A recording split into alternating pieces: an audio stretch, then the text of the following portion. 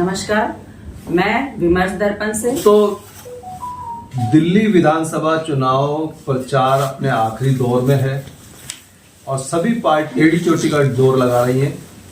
और इस वक्त हम सीमापुरी विधानसभा में हैं। हमारे साथ वीर सिंह धिंगान है जो कि आम आदमी पार्टी से प्रत्याशी हैं और पूर्व में शीला दीक्षित की सरकार के समय में 15 वर्ष जो है विधायक रहे हैं इसी क्षेत्र से और अच्छी खासी पृष्ठभूमि है, समाज में अति लोकप्रिय है और इस समय आम आदमी पार्टी से चुनाव लड़ रहे हैं। सर नमस्कार, बहुत स्वागत है हमारे चैनल में।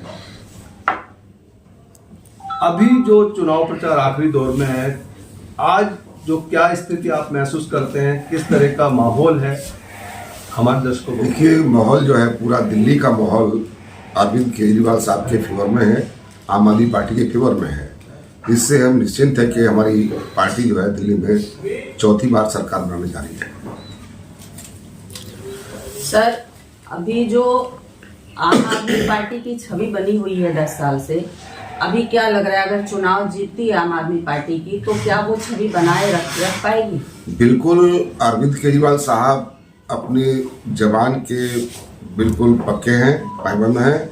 उन्होंने आज तक जो भी वायदे जनता से किए, दिल्ली के लोगों से किए, उन सबको पूरा किया। अभी जो घोषणाएं की हैं उनको भी पूरा करेंगे। सर, क्षेत्र में किस तरह की चुनौतियों का सामना करना पड़ रहा है? क्षेत्र में मेरे लिए कोई चुनौती नहीं है। मैंने अपने कार्यकाल में पहले भी बड़े अच्छे काम किए, लोगों से बहुत मिला जुलता रहा मैं। पारिवारिक मेरे संबंध है लोगों से, यहाँ के सीमापुरी के, और लोग इस सिंपैथी मेरे साथ है। 12 साल का जो वनवास मैंने काट के आया और सभी जानते हैं कि 12 साल बाद तो भगवान राम का भी तिलक हुआ था। इसी तरह से लोग मुझे 12 साल बाद चौथी बार विधानसभा भेज रहे हैं, ये निश्चित हो गया है। सर, अगर विधानसभा में आप चुनाव जीत जाते हैं तो प्राथमिकता के तौर पे क्या काम होगा क्षेत्र में? सर, आप प्राथमिकता के तौर पर तो केजरीवाल साहब की योजना जो चल रही है वो बहुत अपने आप में सफिशिएंट है। मैं समझता हूँ कि स्वास्थ्य पे, शिक्षा पे इस तरह वो ध्यान दिया है और अपना विकास पे इतना मेरे साथ पहले कभी नहीं हुआ। मैं जब से दिल्ली में आज़ाद हुए हैं उससे पहले अब तक जो है 62 फ्लाईओवर पेशेंट थे और अभी केजरीवाल साहब ने लगभग 38 जो है फ्लाईओवर दिल्ली में बनाए हैं।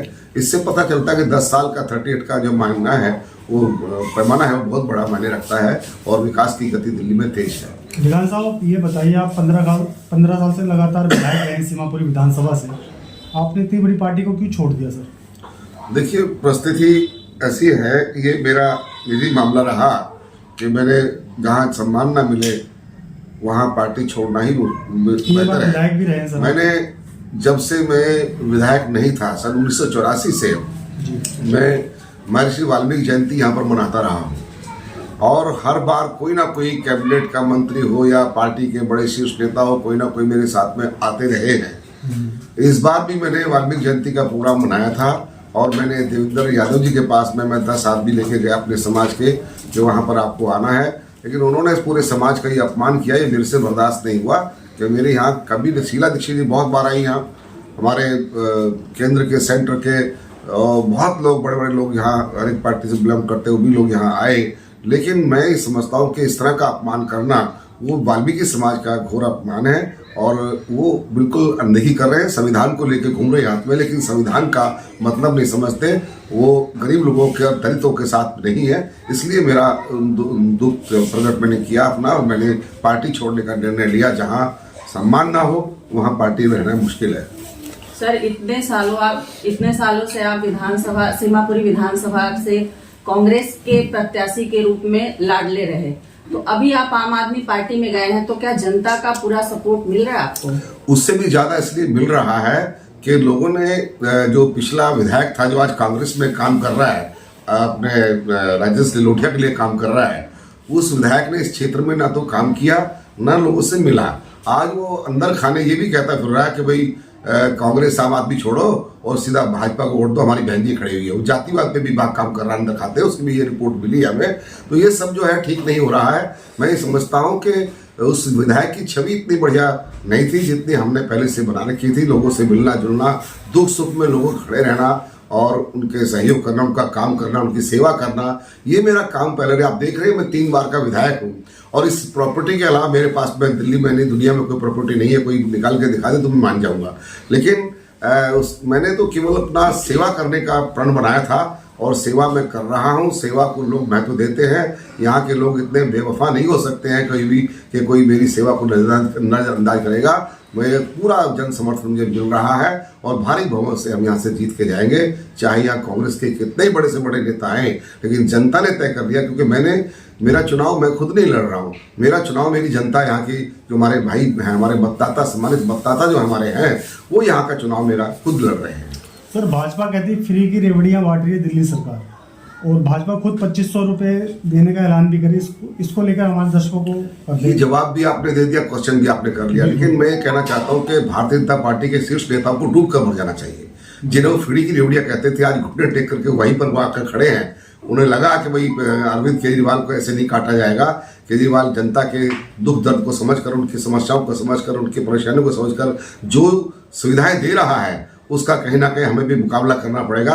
और जिन्हें वो फ्री की रेवड़ी कहते थे, आज वहीं पर आके खड़े होकर 2500 की घोषणा की। लेकिन सवाल ये है कि घोषणा तो होती है, जैसे 15 लाख की घोषणा हुई थी, उसको नहीं दिया।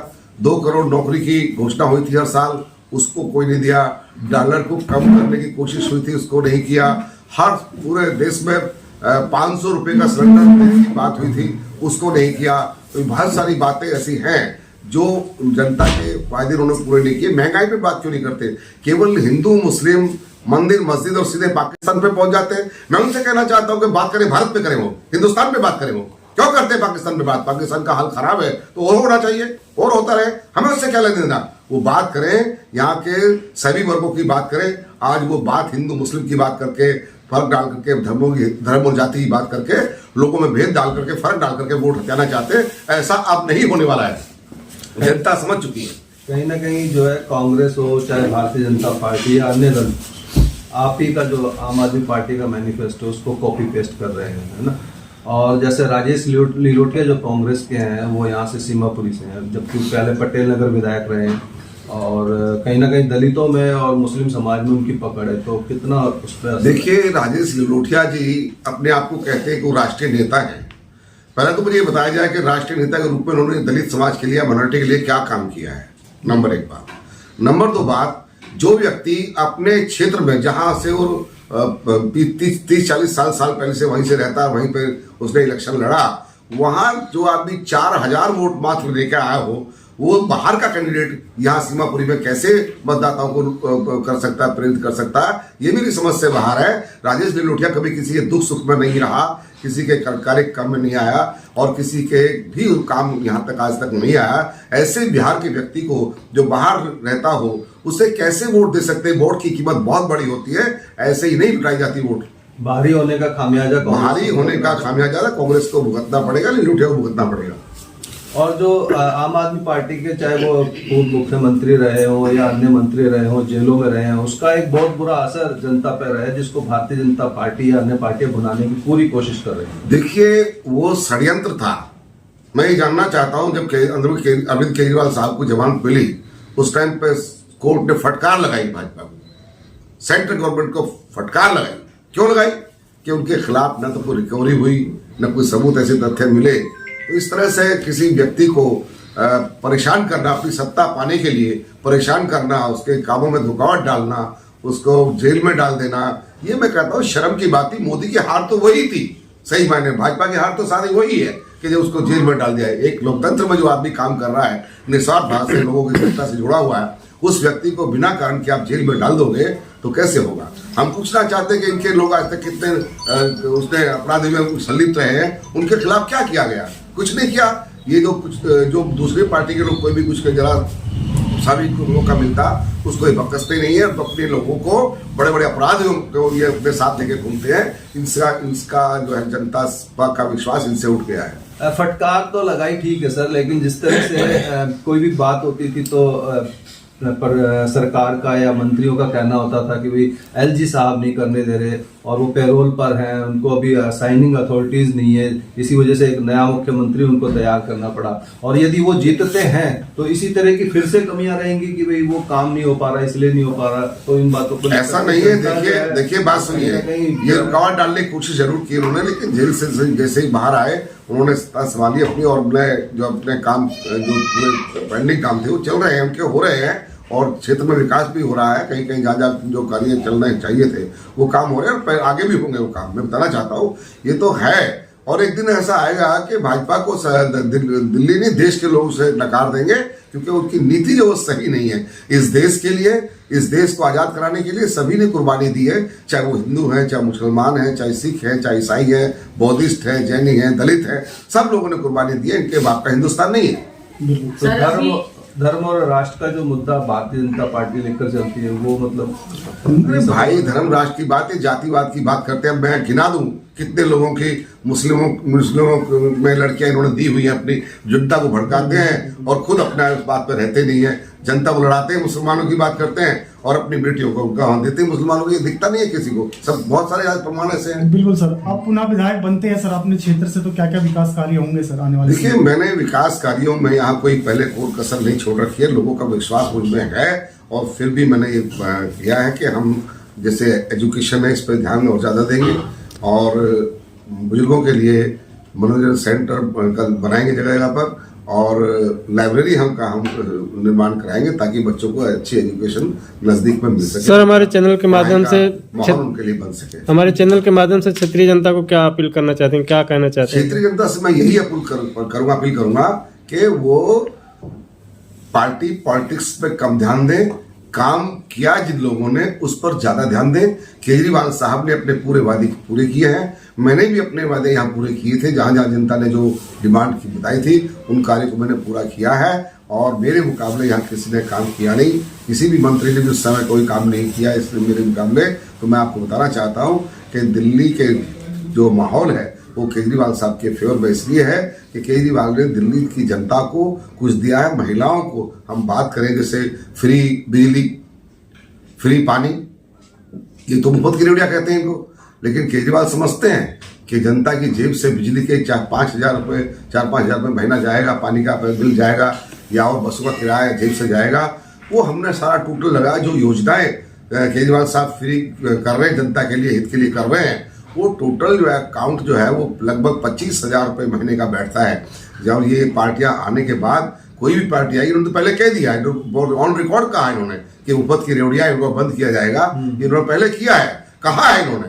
तो ये जनता को समझना चाहिए कि जो मुफ्त की रेवड़ियां जिन्हें कहते हैं उन्हें बंद करेंगे, और अगर ये बंद करेंगे तो जनता की जेब पर सीधा 25,000 का डाका डलाएगा। ये मैं अंत में सर आपसे जानेंगे, जो बजट लेके आई है केंद्र सरकार सर, इसको लेकर हमारे दर्शकों को बता दें सर, बजट ठीक लग रहा है? देखिए, बजट तो बहुत बार लेके आए हैं बड़े जवाब, लेकिन ग्राउंड पे क्या उसका रियलिटी में फायदा मिला लोगों को, मैं जानना चाहता हूँ। किसको एक चीज की मुद्दा बताइए मुझे आप कि इस बजट में यही सुविधा की थी, इसका ये फायदा मिला है। कोई फायदा नहीं हुआ। इन्होंने तो महिलाओं के विरोधी हैं, बेचारी जो अपने परिवार में कुछ थोड़े बहुत पैसे बचा कर रखती थी, नोटबंदी में उनके सारे पैसे बेकार चले गए, बेचारी वो परेशान है, वो इनसे बदला लेगी। बहुत बहुत धन्यवाद सर बात करने के लिए। बहुत बहुत शुक्रिया सर।